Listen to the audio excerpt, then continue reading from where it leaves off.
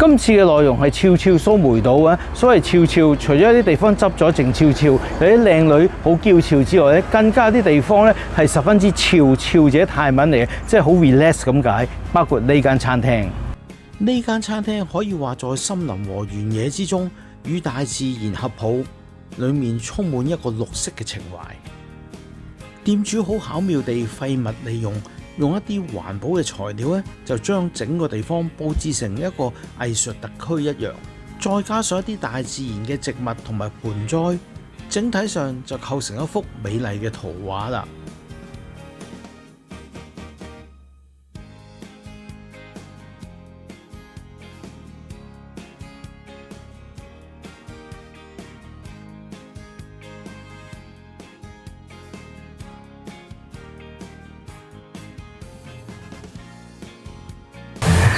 呢度悄悄同影相打卡嘅位咧都有好幾個啊，但我自己嚟講咧，最中意嘅都係嗰個噃。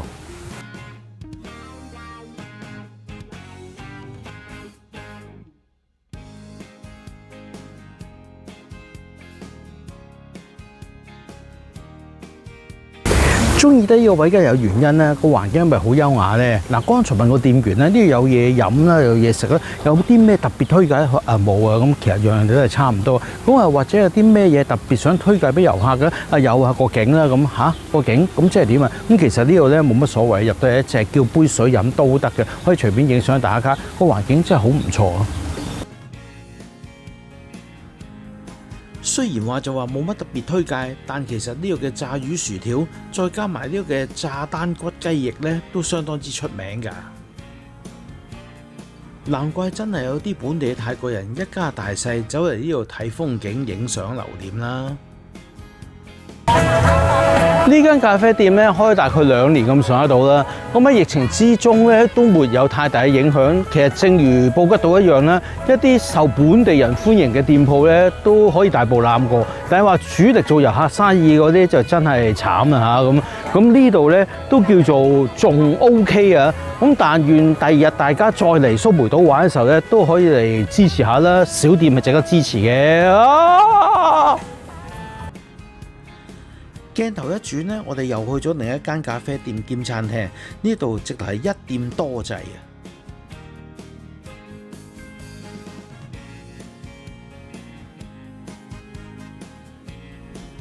據我身邊一啲蘇梅島嘅朋友所講呢，呢個地方啊都可以話嚟到蘇梅島都必定要去噶啦，乜嘢咁巴閉呢？咁真係要上去參觀下先得啦。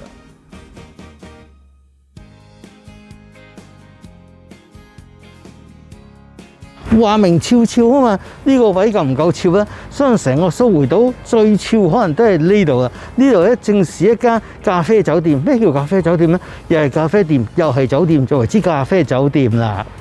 呢度啲網咧都算紮實啦，我咁重瞓落去都冇乜問題。除咗呢個網，下面仲有另一個網，兼且周遭咧其實都仲有好多個網。利用網做一啲嘅繩梯啦，甚至乎隧道啦，啱晒小朋友喺度玩，甚至乎大人喺度影相like都冇問題。尤其是呢個位啊，真係好多人喺度影相打卡㗎。店主仲話呢度夜晚黑環境仲靚添，好可惜，因為我哋時間寶貴，即係夜晚黑就要俾第二啲地方，所以就冇機會夜晚黑嚟。但我絕對相信啦，咁嘅設計、咁嘅環境，第二度都揾唔到啊！再加上一啲特別嘅燈光，我估計夜晚黑都一定靚，唔使講咩，睇個航拍片段都覺得佢靚啦。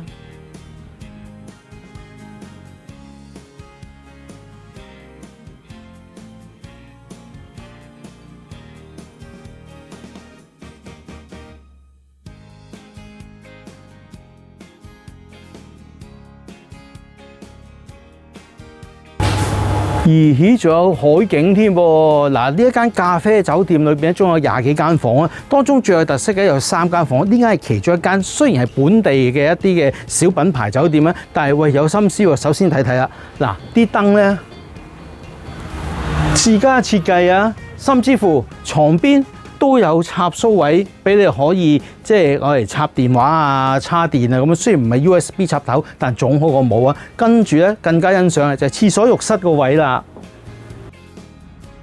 都係嗰句啦，麻雀雖小，五臟俱全，浴室之中連 rain shower 都有。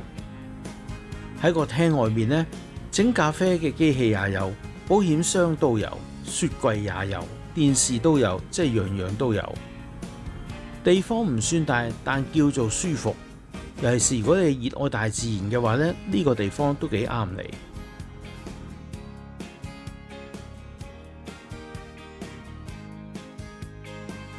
除咗剛才嗰個房之外咧，更加有呢一挺複式嘅房間，價錢咧都係2000匹左右到，有交易嘅。個環境咧都真係幾 OK 嘅，尤其是咧如果你中意嗰啲做網中人咧，咁一出去咧就可以跌落個網啊，或者行呢啲嘅網嘅隧道啊，咁都幾好玩，亦得意，啱晒後生仔啦。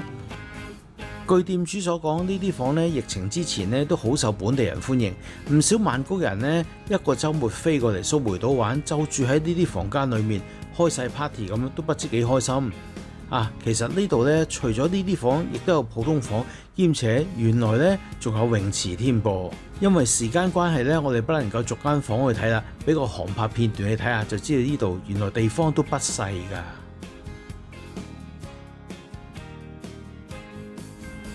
但講咗咁耐，有咩網中人設備啊，跟住又酒店，咁咖啡嗰 part 呢？咖啡嗰 part 咪呢一度咯。嗱，呢間咖啡店嚟㗎，裏面嘅環境裝修都好獨特㗎。你可以選擇喺外面吸收新鮮空氣，坐喺度飲嘢食嘢，又可以選擇裏面，裏面有冷氣又唔驚熱親啦。而且佈置陳設咧都幾有情懷㗎。呢度嘅老闆咧都係話心思盡露啦，無論係室外或者室內咧，都花咗好多心思落去佈置，甚至乎呢度嘅飲品食品咧造型賣相都好得喎，唔係一般嘅飲品咁簡單啊！你哋睇睇個 menu 先，造型賣相同埋用料咧都 OK 喎。所以下次嚟到蘇梅島嘅話，都不妨嚟呢啲地道小店光顧下睇下。放心，佢已經掙扎咗好耐，應該仲可以求存到落去嘅。